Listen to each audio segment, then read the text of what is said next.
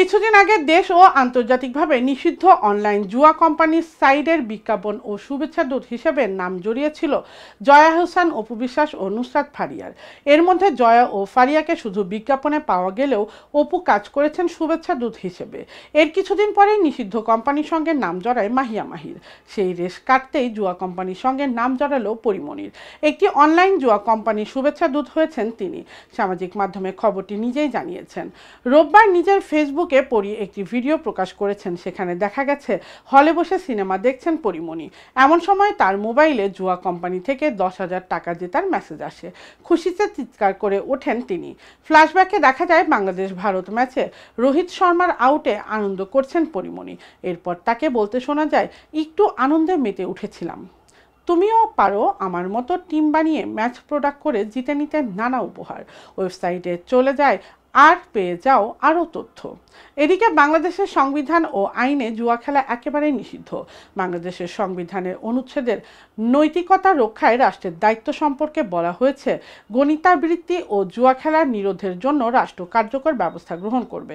1867 সাল থেকে চালু প্রকাশ্য জুয়া আইন অনুসারে কেউ টাকার বিনিময়ে বাজি বা জুয়ার আসর বসালে এবং কেউ তাতে অংশ নিলে তা হবে দণ্ডনীয় অপরাধ। সুতরাং প্রচলিত আইন অনুসারে সব ধরনের জুয়া বাংলাদেশে সম্পূর্ণরূপে নিষিদ্ধ। প্রসঙ্গত, পরিমণির হাতে ওয়েব সিরিজ রঙ্গিলা কিতাবের কাজ।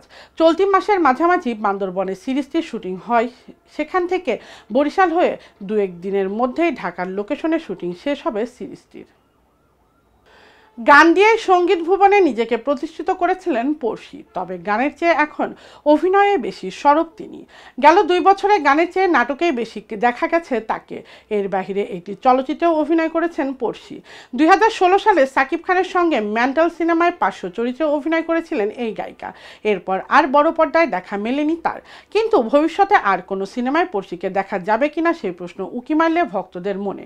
এবার বিষয়টি নিয়ে মুখ খুললেন তিনি। সম্প্রতি দেশের একটি গণমাধ্যমে পড়শি জানান, ছোট পর্দায় দেখা গেলেও বড় পর্দায় একেবারেই দেখা যাবে না তাকে।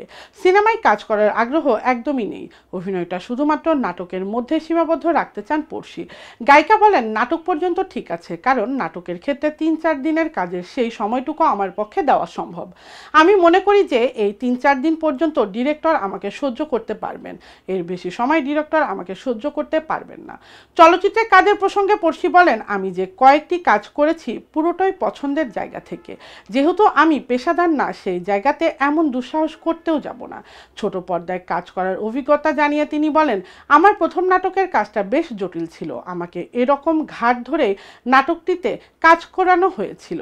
আমি একদমই করতে চাইনি, কারণ আমি বেশ ভয় পাচ্ছিলাম। গানের পাশাপাশি যখন অভিনয়টা করছি সেক্ষেত্রে আলাদা একটি এক্সাইটেডমেন্ট কাজ করে। ভালো লাগার এক্সাইটেডমেন্ট, ভয় সবকিছুই। অভিনয়ের ব্যাপারটা পুরোটাই শখের বশে করা, তাছাড়া কিছুই না। প্রফেশনালি আমি একজন গায়িকা, তাই গান নিয়েই থাকা হয়। প্রসঙ্গত, গত 1 জুনে মুক্তি পেয়েছে পড়শির নতুন গান ভালোবাসা বলে কি তারে। গানটিতে তার সঙ্গে কণ্ঠ দিয়েছেন ইমরান মাহমুদুল। গানটির সুর ও সঙ্গীত পরিচালনা করেন রেজওয়ান শেখ।